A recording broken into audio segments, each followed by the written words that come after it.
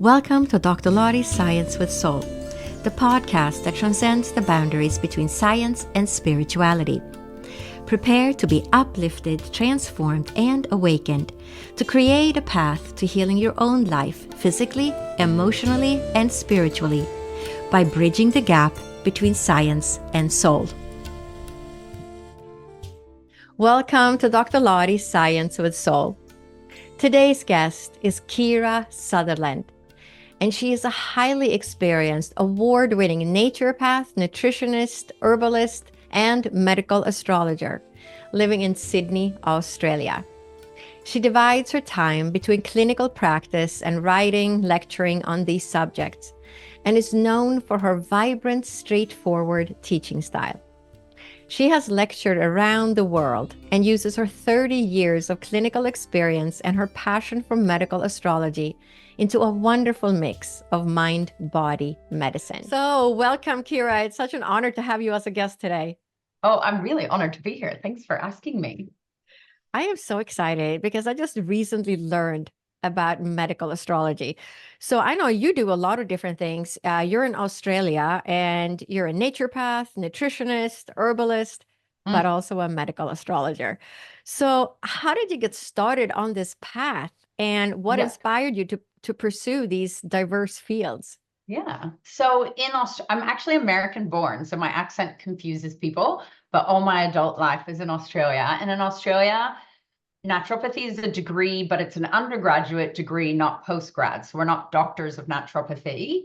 And but it's 4-year undergrad. And while I was studying that, everyone was kind of going off and doing traditional Chinese medicine afterwards, or Ayurveda, because they have these beautiful systems to put everything through and analyze somebody on another level. And I was like, well, our system is really old in the West. Where is the Western system? And, if you read some old herbal books, you see that, like, Nicholas Culpeper was talking about plants being ruled by certain planets, like Mars is hot and dry and all these things. And then I was lucky enough to be on the side studying astrology just for fun. And I was like, wait a second. And then you learn that astrology has this whole thing connection to the body. And I was like, wait a second, this is our system. If you go back in history, medicine did use astrological assessment. This is not like diagnosing people. It's not future predicting what disease they're going to have. That's incredibly unethical, and you would never do that. But this is like looking at people for their elemental balance, or, we used to call them humors and temperaments and things like that. So it goes very far back. So I taught at the time, I couldn't find anybody to teach me medical astrology. There was no internet. That's how old I am. Or very little internet. So yeah, I started playing with it, and kind of, I had a formal astrology teacher, but not medical. And I just kind of evolved with what I could find in books. And then eventually, you meet other people doing it. So it's been a journey. It's been a 30-year journey to try to figure out what's going on. And there are amazing people that do teach medical astrology. I'm not saying there aren't other teachers, but I just didn't have access at that time. Right. So how is it different? Like, what is it that you're looking for in the chart in medical astrology versus regular astrology? Okay, so, you've got regular astrology. If people have seen their chart, it's the circular. It's not just like, oh, you're a Leo or you're a Cancerian. That's your sun sign. That's what everybody reads in the paper. This is way beyond that. So you need an exact birth time and place, and you do up this beautiful chart. And regular astrology, as I call it, is looking much more at, who you are, personality, and your emotions. And, it's much more the psychological, spiritual, mythological, and a lot of kind of life path. I like to think of the chart as a blueprint of the things you were brought in to work with, the good and not good and bad, like, the challenges, the gifts. And so medical astrology looks at the same chart, but we look we look at it as the human body. So there's different planets are in charge of different body systems and organs, and we assess the chart for its elemental balance of earth, fire, air, water. And just each sign has a different part of the body it rules. So we know what systems are just going to be more under pressure. So you're just kind of reading it like this blueprint of your gifts, strengths, and weaknesses that you have a tendency to. Did that make sense? Right. Yeah. So if I look at my chart, so after my first near-death experience, I was really sick for many years. I had this bone marrow suppression. Oh. So that was in 1992, and that took like 6 years to function semi-normally, and then took another 6 years to get really well. And so, but then I had this astrologer look at my chart, and he said, "Oh, and then you get well like around age 44." And I was like, "Yeah, I did. That's true. Can you see that?" And he said, "Yeah, that's kind of when you paid off your past life karma." So, what is it about do we have like karmic things in our chart, or we're just more prone in my chart? Would that be like I obviously incarnated to have this experience, right? But Yeah. is it the signs and the planets in my chart would be, oh yeah, you're having this blood disorder in this life. And then Well, yeah, it's tricky because I would never name a disease, right? When people come to have it assessed, we're going to look at, I'll just say this now. I don't do predictive astrology. There are astrologers that are like, oh, you'll get better then, this will happen then. I don't do that for a lot of different ethical reasons. Not, and just because it makes me nervous. Because also, yes, if I say you're going to get better, are you actually going to do anything to try to get better? Or are you just going to go, oh, well, yeah, Kira said I'm going to get better, so I'll just yes, continue eating whatever. And you can also scare people, oh, you're not going to get better till then. And then they can spiral into yeah, depression because you've given them. There are people and styles of astrology that do that, but I don't practice that way. I'm much more, people come and they tell me what health things already are going on. And we look at and find where that is in the chart that's the pressure from that is happening. And then it also gives you a little bit of a hint, not a hint, gives you a great guide as to the areas you need to support and work on. So often naturopathically, I can find the underlying system that's causing the issues that a lot of other people wouldn't think, oh, that's that system pressurizing this. Timing, I mean, astrology does have a lot of timing techniques. And so you can go back in time and look at, so there's your regular natal chart, and then there's where the planets are now in the sky. And so and how the planets put pressure onto your chart is what's called a transit. And we can look back at previous health crises and look at what planets were triggering or transiting a chart. And there is a lot of timing tech. There's a lot of cycles. Astrology, like nature, is all based on cycles. And so you can see, oh, that's a 2-year cycle. That's a 12-year cycle. To tell somebody you paid off a karmic debt, that's a different style of astrology as well. Do I believe in karma? Look, I don't believe we come in. Yes, I'm very spiritual. Yes, I believe we come in to work on things, but I'm not of the belief that an illness is caused by karma. I don't know how I'm even trying to say this. It's, yes, in hindsight, after we've been through something, we can see the lessons we've learned, but I don't like when people feel like, oh my God, I deserved this illness, or I've done something bad previously. I just think that's too much pressure for somebody and too much guilt. Did that make sense? yes, yes. And I mean, there are parts of astrology, they're called the nodes, where you can see kind of what your old patterns were if you're into past lives, and what you're here to learn about. Absolutely, I work with those. But I'm really cautious about people feeling like they deserved an illness, or they caused, I mean, we do cause some of our illnesses through diet and lifestyle, but yeah, does that make sense? Yeah. So I mean, so many things are in your astrological chart. So, are those, it's just that we're more prone to having, if we're under too Yeah. much pressure, we're too stressed, we don't get enough sleep, and all these other things happen. And now we also have the pressure of some planets or something causing a pressure on the bodily system. And then maybe we'll get that disease. Is that how you're looking at it? Yeah, I'm looking at it for your I look at the chart like your blueprint, or Mhm. what I want to say, your constitutional strengths and weaknesses. You can see the areas that are going to be really strong, and then you can see the organs or Mhm. systems due to how the chart is structured that are going to take more pressure, or Mhm. your stress is going to go towards those systems. So Mhm. again, I would never be like, oh, you're going to have cirrhosis.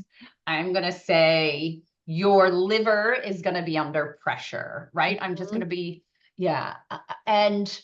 But the beautiful thing in astrology is if your people are looking at regular astrology, not Mhm. medical, there's a whole emotional, psychological, spiritual side to that. And when we do have an ailment physically, sometimes we're doing everything we can, food or diet or nutrition or herb wise, but it's also that we need to look at it on those other levels, psychologically, what's happening, what does this mean, what does this mean spiritually. And I love that we can guide people into not just working on their physical, but all those other layers, because sometimes it is those other layers that need to shift Mhm. for the physical to follow suit. It's that Yeah. naturopathic principle of mind body medicine, that it's Yeah. all connected. And it's almost like it's like a little treasure map that just gives you hints as to the things you should be addressing. I think that's what I love about it. It's not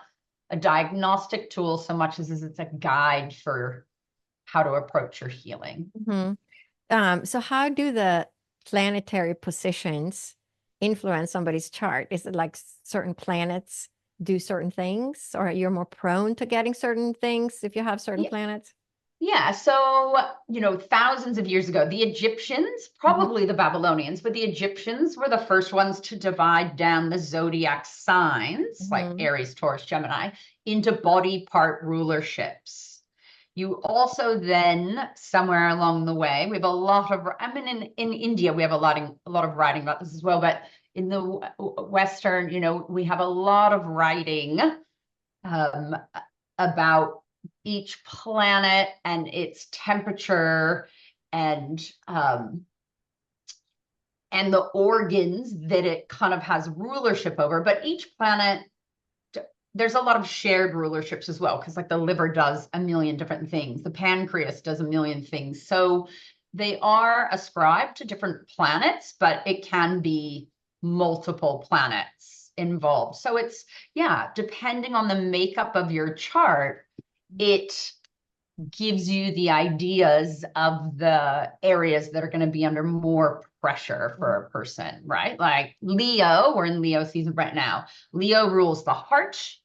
The opposite sign, Aquarius, rules circulation, but and opposite signs have a lot to learn from each other, and that's a closed system. So are Leos all going to have high blood pressure? Absolutely not. You can have a Leo with low blood Yeah. pressure or poor circulation. It's just saying that area, or if you want to talk chakras, that heart Mhm. chakra area, that's where they're going to place a lot of their stress, and they're going to Mhm. feel it there. There's a lot of other things that Leo Mhm. rules, like core vitality and energy and part of the spine. And so it's about knowing where those physical areas are that are going to carry more stress. Oh, so interesting. So I'm a Gemini. So what should I watch I out love for that. then? Right. So Gemini is the hands, wrists, arms, collarbones, the lungs, although that's shared with Cancer, the lungs and the nervous system. So Gemini has a lot, right? Brain, nervous Yeah. system. So yeah, nervous exhaustion, anxiety, falls where they injure arms. And my daughter's a Gemini and she's just broken her collarbone for the second time. Um, Fascinating. Like yeah, the weak yeah. spots. It is, but also, Yeah. then, like Gemini rule, it's about communication. And Hmm. so writing or using their hands to communicate in any way is a great way to use that Hmm. energy. So yeah, So what about a Cancer? Now they're the crabs.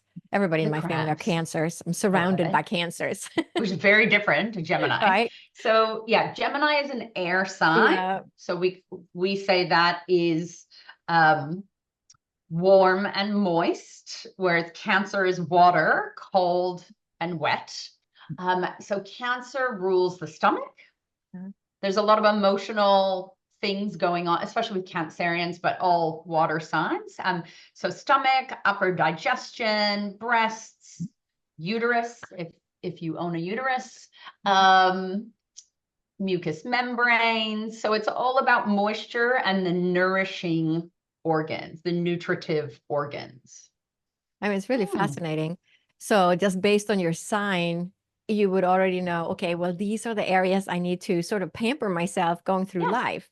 So Yeah. even if you were, healthy, let's say you're in your 20s, this would be a good thing to do is to have some medical Yes. astrology, like what are my weak spots? What am I supposed to watch out for? Am I that, Yeah. am I going to have stress and high blood pressure or, what do Yeah. I need to pay attention to going through life? I mean, it's fascinating. And that Yeah. it's all in the chart. And it's not just your sun sign, it's also what your moon is in.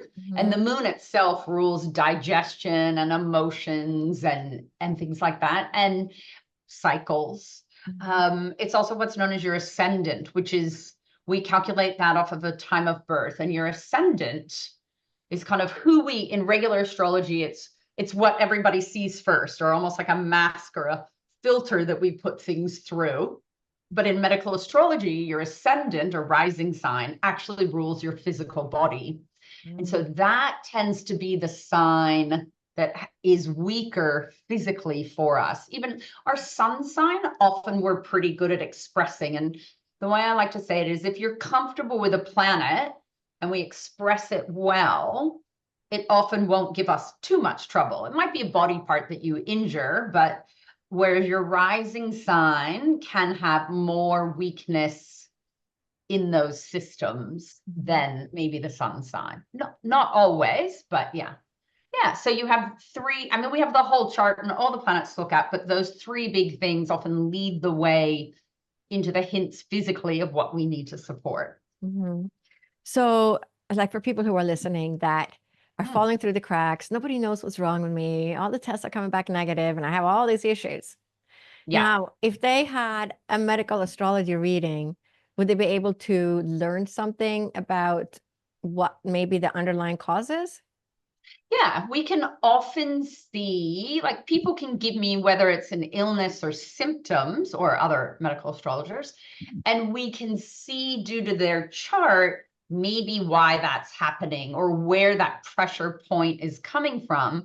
And we can also see there's actually certain makeups in people's chart that make it really hard to figure out what's wrong with them. So there's actually a placement of a planet in a certain spot of a chart that causes things to be really confusing.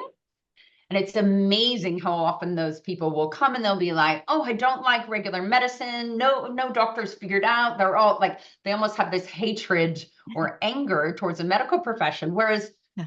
their chart is actually like hiding stuff from everybody. It's probably not the medical profession failing them.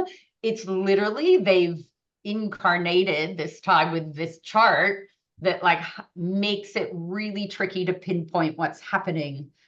And sometimes even just telling somebody that just allows them to release all this anger about how nobody can figure something out and then move through it into, okay, I'm a tricky to figure out person. That's just who I am. And then you can get into it's also an intuitive area of the chart. So getting into more, yeah, what do I feel the issue with, taking back some of that power and energy for themselves. So it's an incredible counseling tool is what it is. I mean, it's really amazing when you think about it, because I'm sure you, just like me, get a lot of people that sort of fall through the cracks, Yeah, absolutely. right? And to have that tool to say, well, you know what, let's look over here in this area. I mean, it makes perfect Yeah. sense, right?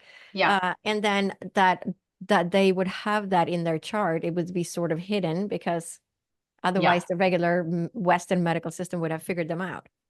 Yeah. And, sometimes, I mean, in naturopathy, we have that whole idea of it's all holistic, right? Every system connects to everything. But regular medicine is so specialized sometimes. We have, the cardiovascular specialist, we have the neurologist, and yeah, they're all looking at everything together as well. But there's that standing back and really looking at, oh my gosh, how much the nervous system actually influences the digestive system. And maybe that digestive issue is actually your nervous system doing crazy things to you. Like a Gemini, I would always be suspicious of that, right? Mm-hmm. You're a Gemini or a Virgo, have this big nervous system thing where you're going to be like, no, your digestive system is your nervous system shutting you down. Mm-hmm. And so it just gives you those hints as to underneath where to look and also to support, right? Mm-hmm. No, it makes perfect sense. Um, so how do you integrate the medical astrology with other modalities like nutrition, herbalism, Yeah, sure. naturopathy? Sure. Yeah. So in my brain, I think it's just kind of automatic, but it's the idea, the practitioner in me then comes in, right? Because I can practice without using any astrology, obviously. Um, herbs have different temperatures and flavors. And so you can try to match things to, it's like eating in season. Let's go back to something really obvious. Foods all have, certain amount of moisture or dryness, certain amount of heat or cold. So it's like the idea of when it's midsummer, you should be eating colder foods, right? You need the watery foods are all available in summer. You got your watermelon and your beautiful fruits Mm-hmm. because it's hot.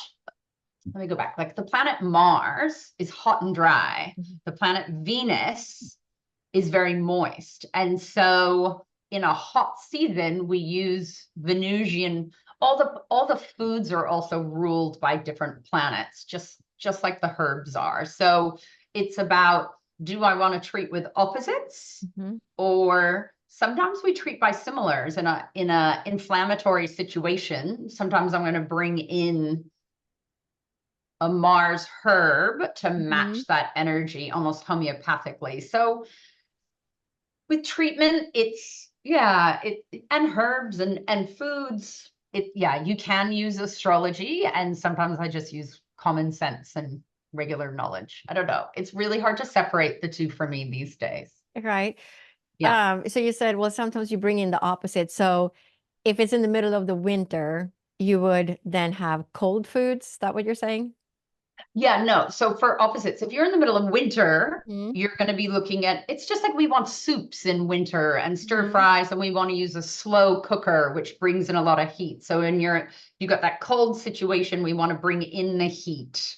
Um, so I do a lot of that as well, which goes back to nature and cycles and what's available when. And yeah, so there's a lot of treating by opposites. Not always. Yeah. Sometimes it's similars. Yeah.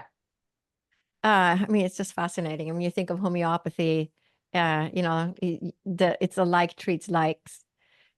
It's whatever causes a Yes. symptom is what you're using to treat it. Yes. And sometimes, if I look at a herbal mix, so I tend to use liquid extracts as for herbs, or if I'm making up a tea.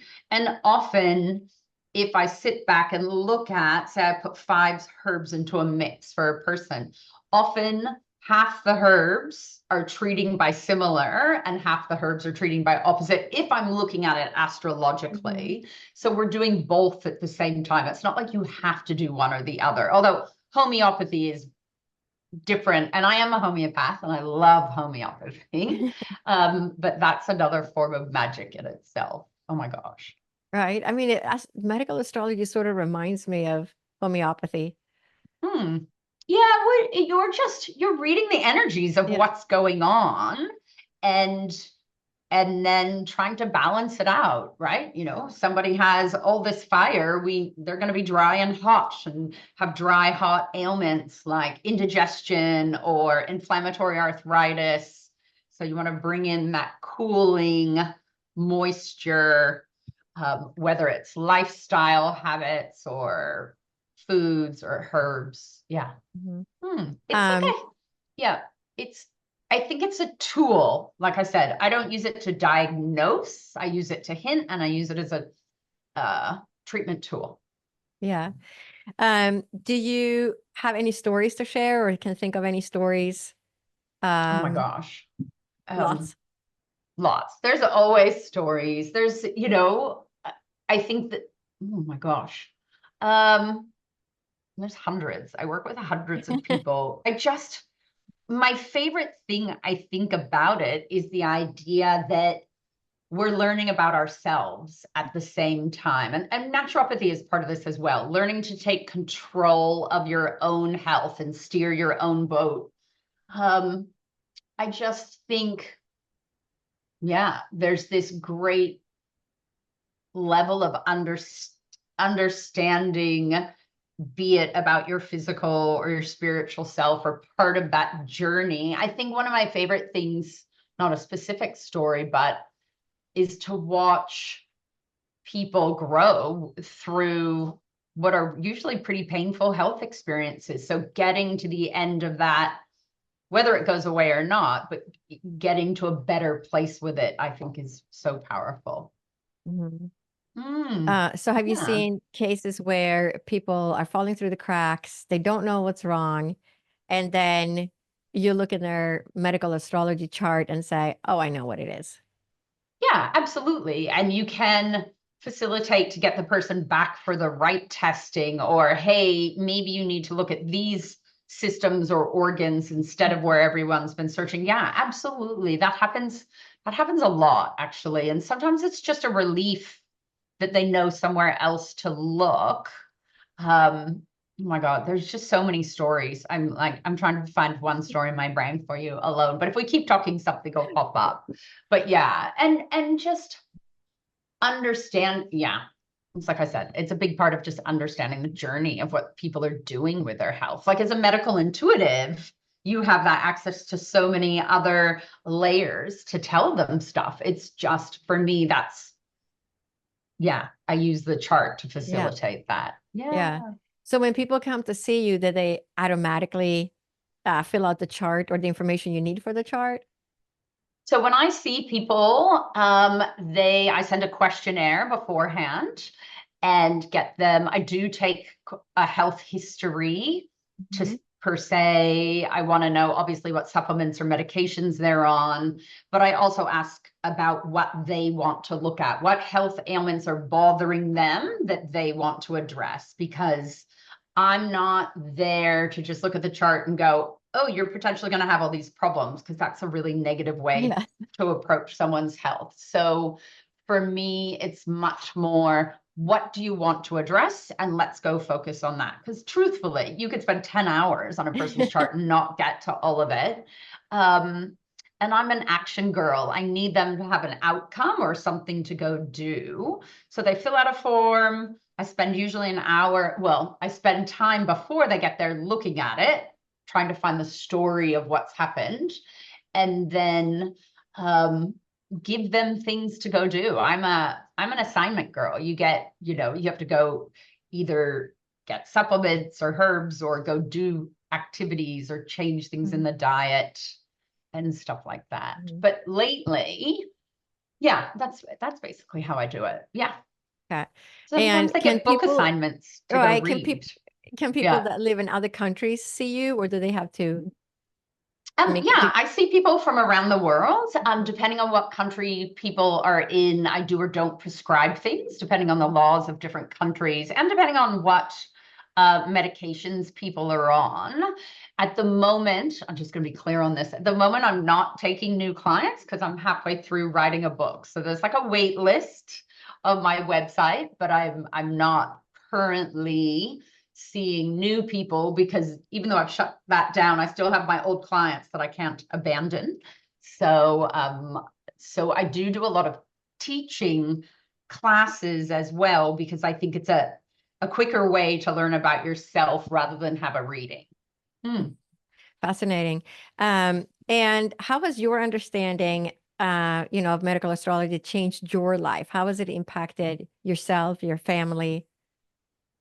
Ooh, it just, I think one of the gifts of astrology is really understanding how we're all different, right? And accepting everybody for who they are and how they process, think, and feel, because it gives me a much better concept of, oh, that's how that person processes really different to me, and that's okay. That's how they're going to do it. So I think astrology has allowed me to be much kinder to myself, as well as to, not that I was ever mean to people, but a lot kinder and gentler in how I process myself and others. Hmm. Medically, it's just, yeah, giving me a better understanding of why I am the way I am, or the health issues that I run into, and just knowing what systems to support. And yeah, I've known it's just that better key to how to nourish yourself. Yeah, I mean, that's the Mm, key to health, right? It's preventive. mm, If you can prevent yeah. things from happening, you won't have to go through Yes. it. Yes. And that's, yeah, that's a big thing in natural medicine, isn't it? So yeah, I just think we are so good at being mean to ourselves about how we do things, or, like, oh, here's some examples in a chart. You can see, let's talk about food, right? And not food addiction, but like how we all have our weaknesses or things we love that we know aren't great for us. And so you can see emotional links to eating in charts. You can see um, who's going to have a harder time with sugars, or who letting go of that, or who's more prone to have addictions. And so you can also just name it for people and kind of go, okay, well, this is a bit of an addictive personality chart.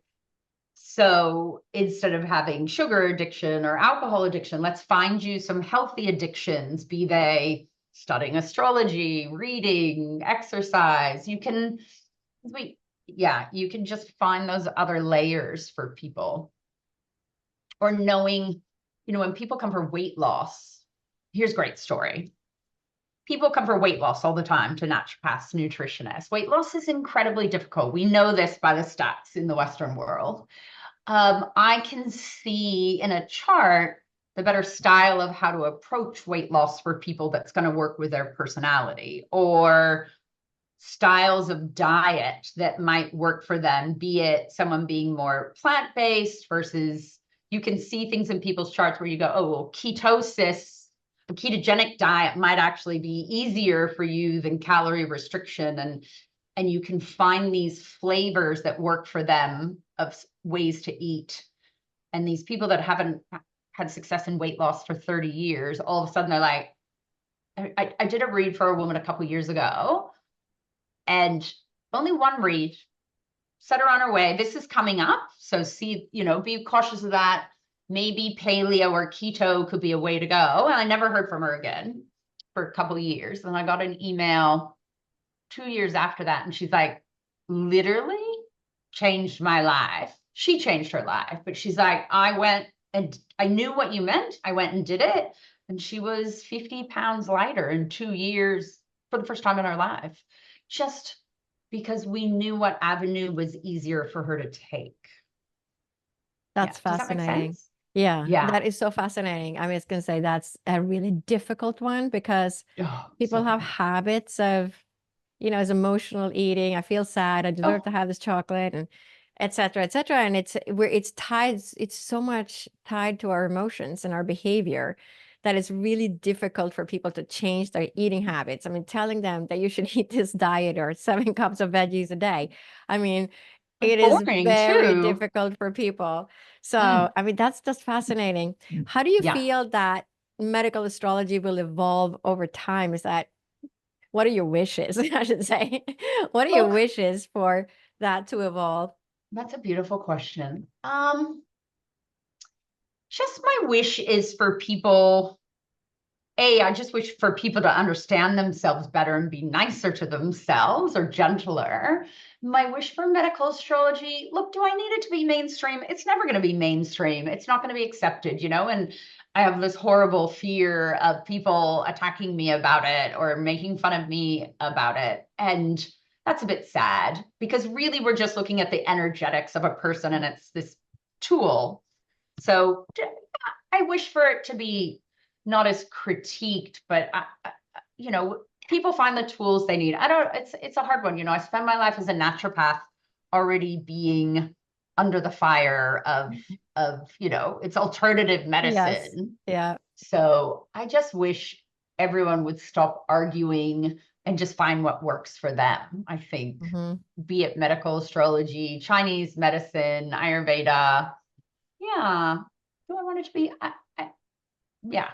I mean, I just wouldn't it wish be for it to be an nice? accessible tool for people. All right. I mean, wouldn't that be cool if it was some course in med school or Mm. naturopathy in Australia that we got, at least we were told about it. It was an awareness. I mean, I can't believe Yeah. I just learned about this just a Yeah. few, Well, it's like, you know what I it mean, I never is. even heard of medical astrology. I'm like, I what's know. that?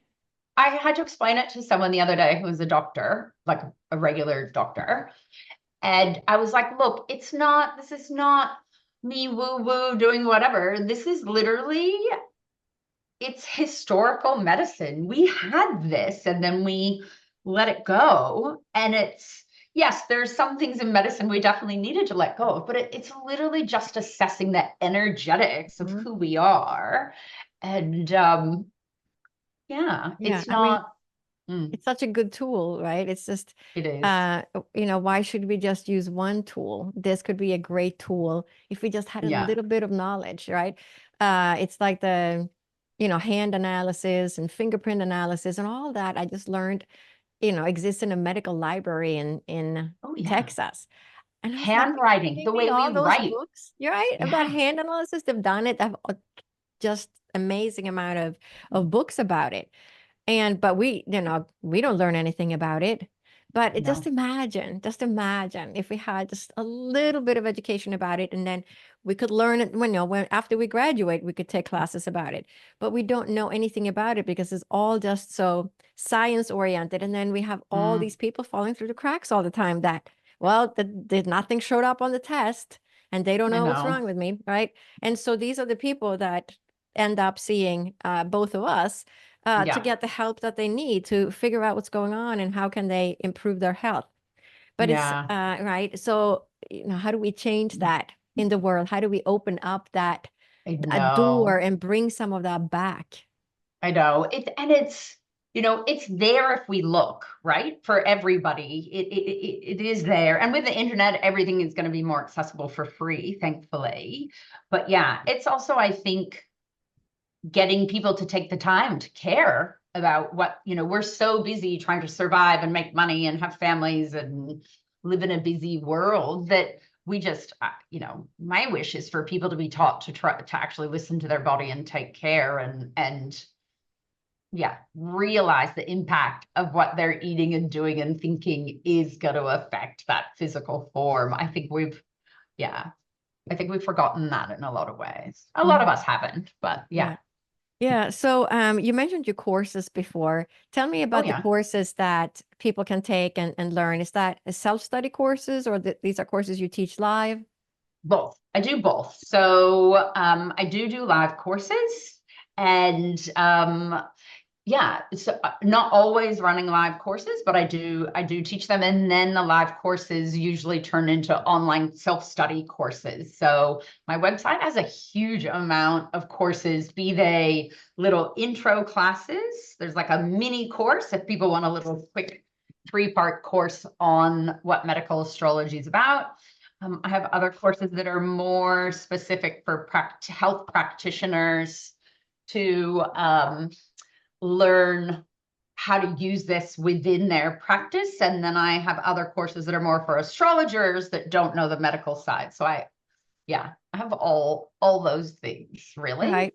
There's a lot. So, like, if there's a listener out there now saying, wow, I should look in my chart, maybe I could figure Hmm. something out. Which one would you recommend they start with? The mini course on my site is the really easy, not expensive way to kind of go through. It goes through all the signs and quickly at speed. The mini course is a great place to start. If someone wants it more paced, I have a level 1 course, Medical Astrology for astrologers, but it's pretty basic. Goes through that. And on my website, there is a free download, which is a table that goes through a lot of it. And if you just want to go read, or there's links to a lot of podcasts, very different than this one, but that people can listen to.